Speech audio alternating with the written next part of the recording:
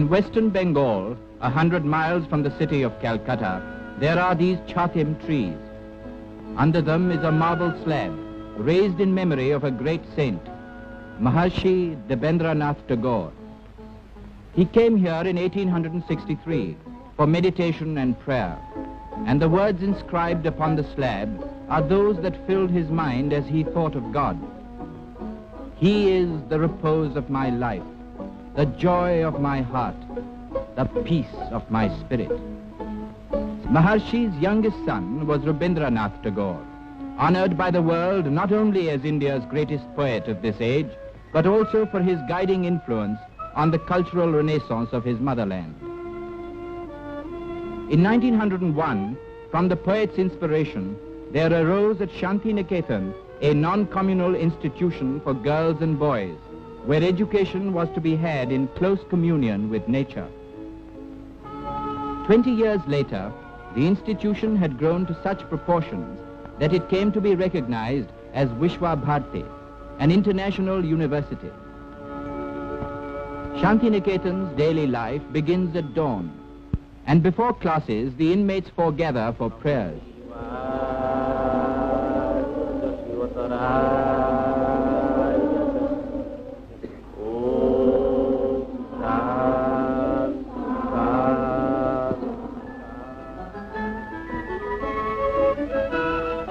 Classes, which begin at 7, are for the most part conducted out of doors. In order to develop a close relationship between teacher and pupil, classes are kept small and informal.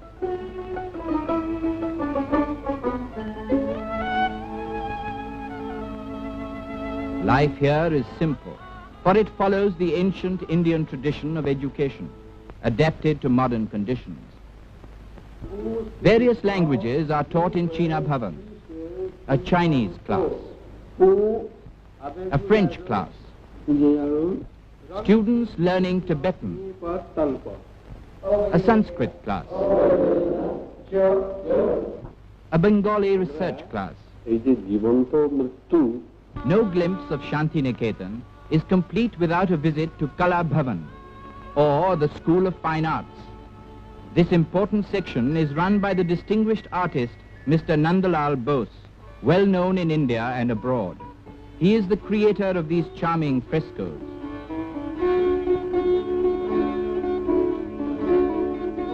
The variety of the arts in Kala Bhavan is remarkable.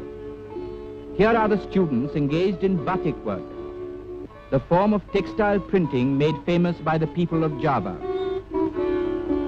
In the modeling class, one has positive proof of student ability.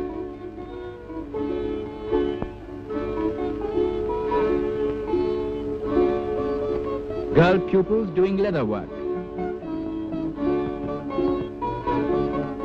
and others absorbed in drawing and painting. The Tibetan artist, Dorche Lama, painting a fresco. The Rangoli class at work on an Alpana design. A class doing woodcuts.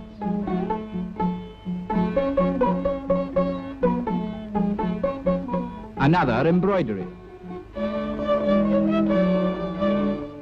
A weaving class.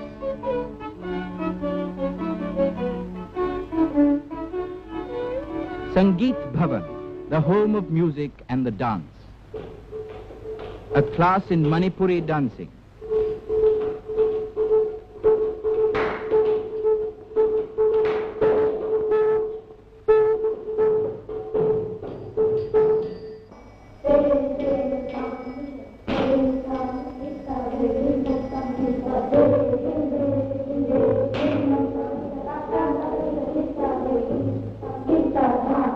At 11 o'clock is bath time for the youngsters. Boys will be boys the world over. Lunchtime is 11:30. The pupils take it in turns to serve the others. This teaches them a valuable lesson, that there is no such thing as degrading work.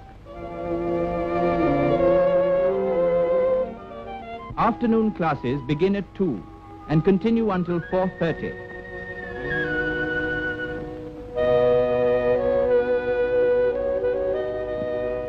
bullet? It's never too young to learn kindness to animals. If only this dog will remember he's hurt, we can hold our lesson in first aid. Dear, dear. He makes a most impatient patient. Instruction in manual training helps in the coordination of hand and eye. Hobbies are encouraged here, and a favorite with the young is poultry keeping. In the late evenings, there are entertainments organized by students.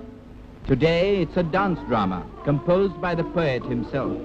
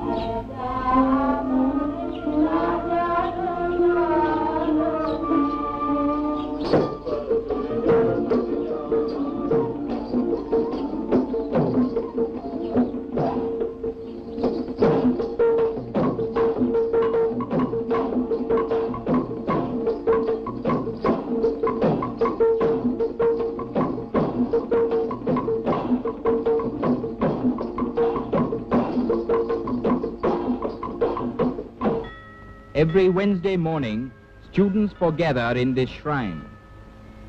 God is worshipped here in all his glory, without need of image or altar.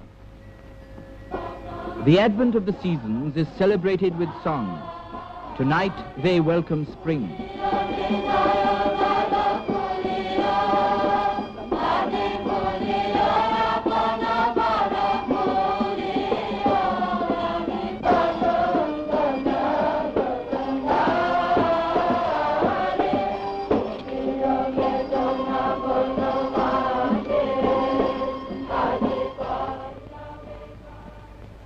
In this house called Udayana, which means dawn, Rabindranath Tagore spent the last days of his life.